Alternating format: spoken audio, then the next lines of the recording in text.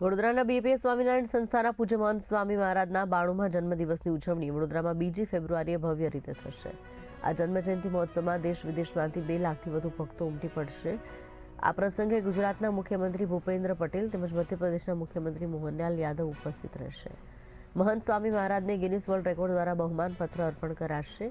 મહંત સ્વામી મહારાજની પ્રેરણાથી 15,000થી વધુ બાળકો સત્સંગ દીક્ષા ગ્રંથનો સંસ્કૃતમાં મુખપાઠ કરી ચૂક્યા છે। પ્રમુખ સ્વામી મહારાજે તેમના જીવનકાળ દરમિયાન 2016 સુધીમાં 1200 હિન્દુ મંદિરનું નિર્માણ કરાવ્યું હતું, જે સંસ્થાની વિશાળ સેવાકીય પરંપરાનું પ્રતિબિંબ છે। આ મહોત્સવને સફળ બનાવવા 14,000 જેટલા સ્વયંસેવકો સેવા માટે ખડે પગે છે। ભક્તોની સુરક્ષા, સુવિધા અને વ્યવસ્થાપન માટે વિશેષ આયોજન થયું છે।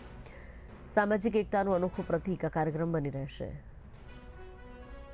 તારીખ 2 ફેબ્રુઆરી 2026ના રોજ સોમવારે સાંજે 5 થી 8 દરમિયાન વડોદરા શહેરના આંગણે હરણી પાસે એપીએમસી માર્કેટની બાજુના ગ્રાઉન્ડમાં જે પાંજરાપોળની જમીન છે ત્યાં મહંત સ્વામી મહારાજનો 92મો જન્મજયંતિ મહોત્સવ ખૂબ ભવ્યતાથી અને દિવ્યતાથી સાંજે 5 થી 8 દરમિયાન આયોજિત છે।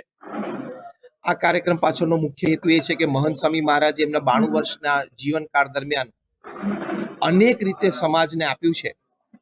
એમણે છેલ્લા 92 વર્ષમાં સંત તરીકે લોકોના વ્યક્તિગત પારિવારિક પ્રશ્નો હોય, સામાજિક પ્રશ્નો હોય, એના સમાધાન માટે 5.5 લાખથી વધારે પત્રોના ઉત્તર આપ્યા છે।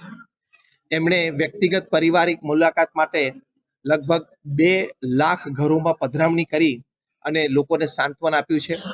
મહંત સ્વામી મહારાજ ગુરુપદે આવ્યા છેલ્લા 9 વર્ષમાં પોતાની ઉંમર 83 થી 92માં એમણે દર 9મા દિવસે સમાજને એક સંતની ભેટ આપી અને દર 6ઠા દિવસે એક મંદિરની ભેટ આપી છે।